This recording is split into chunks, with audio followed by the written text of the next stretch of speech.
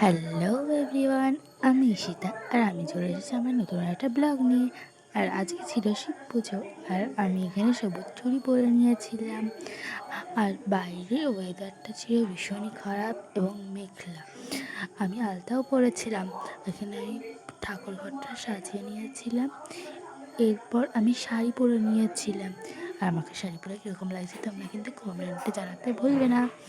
আমি শাড়ি পরে এখানে ফল কেটে ঠাকুরকে খেতে দিয়ে দিয়েছিলাম।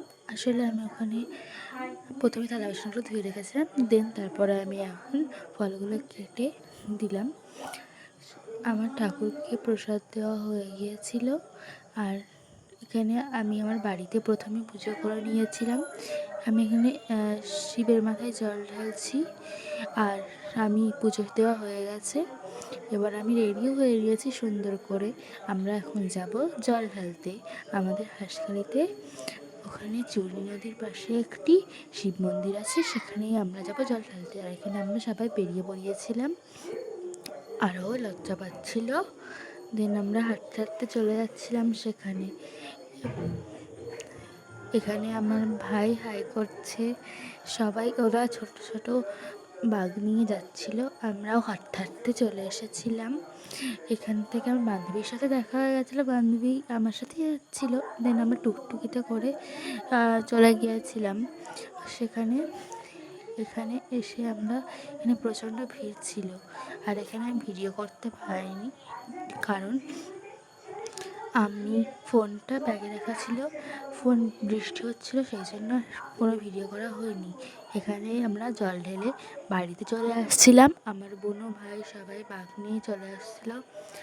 আমরা হাঁটতে হাঁটতে আমাদের বাড়ি পর্যন্ত এসেছিলাম। এখান থেকে অনেকটাই দূর। আর আমাদের অবস্থাটা দেখো একবার, তখন কী ছিলাম আর এখন কী এরকম হয়ে আছে। আর এখানে ছিল ছোটো ছোটো খোয়া, যা আমাদের পায়ে ফুটছিল এবং ভীষণ লাগছিল।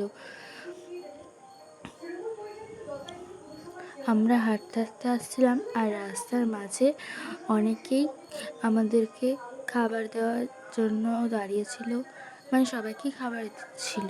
এখানে সবাইকে লজেন্স দেওয়া হচ্ছিল। সামনে অনেক জুস, খিচুড়ি, প্রসাদ দেওয়া হচ্ছিল। এখানে আমরা খেতে খেতে চলে এসেছি, আমি আর আমার বান্ধবী। আর মা বোন সবাই পেছনে ছিল। এখানে যাওয়ার পথে একটি শিব মন্দিরে জল ঢেলে নিয়েছিলাম। এখানে কিছু লোক সেজেছিল। আমার বোন সবার সাথে ছবি তুলে নিল। আমরা বাড়ি চলে এসেছি। বাড়ি এসে আমার অবস্থা পুরো খারাপ ছিল। এখানে আমাদের আজ বাড়িতে রান্না করতে নেই, আজকে এক জায়গায় নিমন্ত্রণ ছিল, সেখানে মনসা পুজোর। সেখানে খেয়ে বাড়ি চলে এসেছিলাম। আর বাড়ি এসে আমার অবস্থাটা ছিল এতটাই খারাপ, আমি কিছু বলতে পারছি না। জাস্ট আমার পায়ের তলায় ফোসকা পড়ে গিয়েছিল, এতটা হাঁটা